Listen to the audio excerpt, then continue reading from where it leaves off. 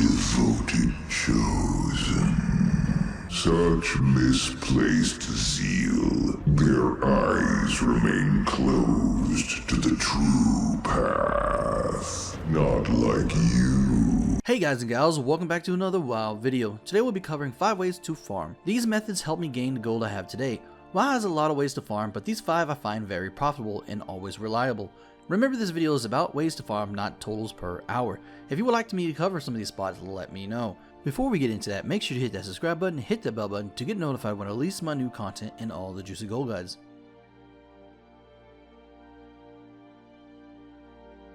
One of the most known ways to farm gold is raid mod farming. We will be using Firelands as an example. Firelands has a vast open area to farm normal mobs without having to kill a boss to proceed. If you use Potion of Treasure Finding here, you will get a tiny chest dropping from mobs, which in turn gives you about 1 to 7 gold each in materials.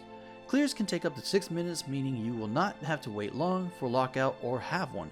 The raw gold drop here is decent for a raid. As you can see here, you can get a lot of gold just doing this and using professions to your advantage. Remember, killing a boss will lock you out to the raid. Most old school raid farming are based more on mass than raw gold making. Disenchanting is a plus here. This is a way of farming old raids. So don't expect always to get decent raw gold per hour. Aim for auction house sales and crafting when doing these.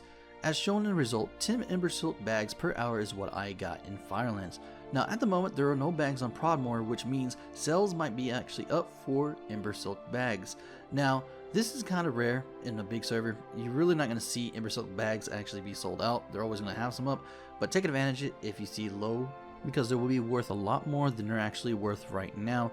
Other than that, you will get airs, earths, and the like, which will sell for pretty good too as well. Depending on your server, prices will vary. Like I said, this is just one example of raid mob farming, and to be honest with you, there are so many others, but I just wanted to cover the basics of it. If this is something that you do, let me know in the comments below which raid you do, because there's a lot of possibilities out there other than Firelands.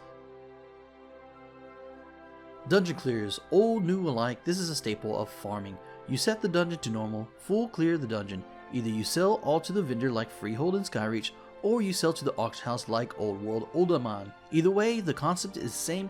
Kill everything, join a party, and leave the party. It boots you out if there is no exit at the end. Then you reset and do it all again. Like raid mob farming, materials will play a big part in auction house versions of the dungeons, but what stands out more in dungeons than most raids is T-Mug farming. Yes, some raids like AQ20 have great T-Mug, but the mass majority are from dungeons, making them the go-to farm for your T-Mug need. With the changes coming in Shadowlands for transmog, many T-Mug will be sought out very soon, which in turn would actually get more sales, so let me know where you're going to be farming for T-Mug.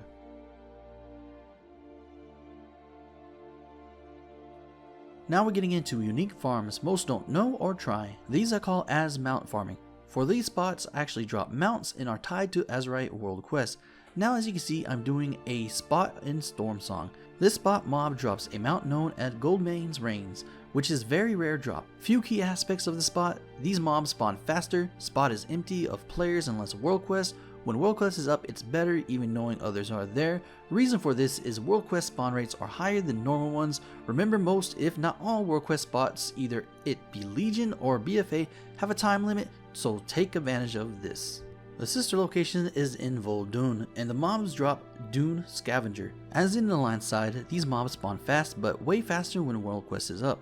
Now these two spots are just an example of these type of farms. These spots do drop greens and cloth. Unlike the other popular spots for mounts, these can actually be an alternate route where you don't have to worry about groups of people farming the spot that you're at. So at least these two spots can get you a fast spawn, mount chance, and more. There is a whole category of World Quest farming based on time and location, but that's for a future video. This type of farming is something a lot of people never think of or seen. I first showed this type when BFA released. Some have been nerfed and some are still amazing, but let's go over the gist of it. Scenario farming is simple. It's farming where you are in a different phase of the world while everyone else is finished or not there yet. As I'm showing here, this is the part of the BFA story where Horde invades a part of Alliance zone. If you come here with a toon who is not in this scenario, you will see Brother Priest helping those who were infected and no Horde here. Of course, a lot of players are past certain scenarios, but if you find these type of farms, make sure to note them because they're actually pretty good. A few things about them: fast spawns, drop items like any mob, only players who are at this point can bother you, and no lockouts. Use ults for these type of farms if you miss them.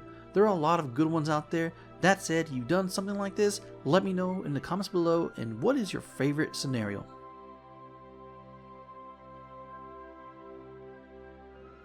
Mythic instant farming, what does it mean? Very simple answer, let's take Seat.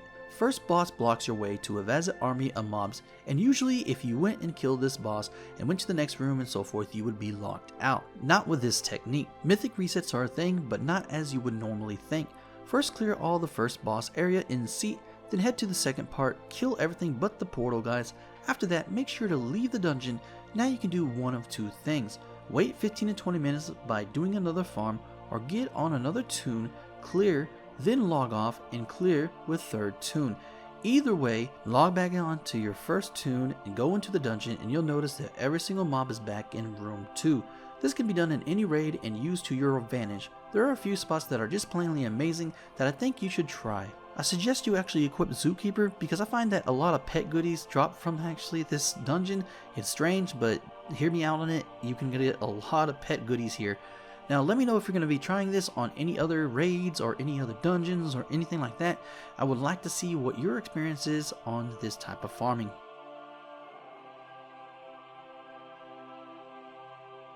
These were only a few types. There are so many ways of making gold, and to be honest, I think there will be even more in Shadowlands. I find scenario and world quest farming very nice, and to be honest, a lot of potential. Let me know what types you liked and what you would like to see. With that said, I would like to thank all my patrons who went that extra mile. If you like my content and want to support me, check out my Patreon in the description and the comment section. And make sure to check out my last video, it's a legit full guide on Freehold. Thank you for watching, and like always, stay stashy.